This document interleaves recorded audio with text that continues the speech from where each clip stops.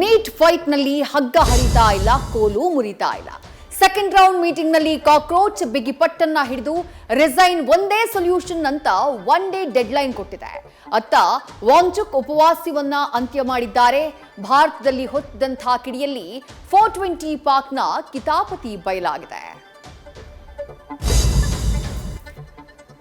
ಆಶ್ಚರ್ಯ ಪರಮಾಶ್ಚರ್ಯ, ಪ್ರಧಾನಿ ಮೋದಿ ದಿಢೀರ್ ಮಿಡ್ ನೈಟ್ಗೆ ಮೊಬೈಲ್ ಬೆಲ್ ಬಾರಿಸಿದ್ದಾರೆ. ಲೇಕ್ ದಂಧೆಗೆ ಶಾಶ್ವತ ಬ್ರೇಕ್ ಹಾಕೋಕೆ ಕಾನೂನು ಮಂತ್ರ ದಂಡ ಪ್ರಸ್ತಾಪಿಸಿದ್ದಾರೆ. ಇದಕ್ಕೆ ವಿದ್ಯಾರ್ಥಿಗಳ ಬುದ್ಧಿವಂತಿಕೆ ಅಪಹಾಸ್ಯ ಮಾಡಬೇಡಿ ಅಂತ ರಾಹುಲ್ ಕೌಂಟರ್ ಕೊಟ್ಟರು. ಇತ್ತ ಸಂಸತ್ ಒಳಗೂ ಹೊರಗೂ ನಮೋ ವಿರುದ್ಧ ಗುಡುಗು ಸಿಡಿಲು ಕೇಳಿಸಿದೆ. ನೀಟ್ ಫೈಟ್ನಲ್ಲಿ ನ್ಯೂ ಟೆಕ್ನಾಲಜಿ ಸದ್ದು ಮಾಡ್ತಾ ಇದೆ.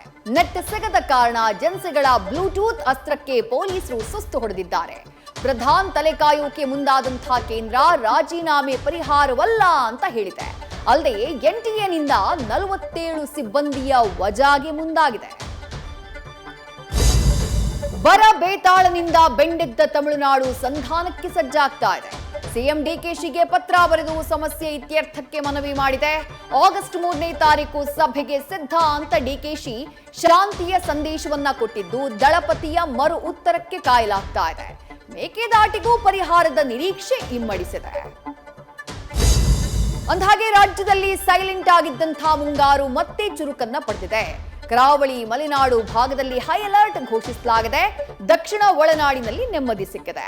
ಅತ್ತ ಕಾರವಾರದಲ್ಲಿ ಬಂಡೆಗಲ್ಲು ರಸ್ತೆಗೆ ಅಡ್ಡ ನಿಂತಿವೆ.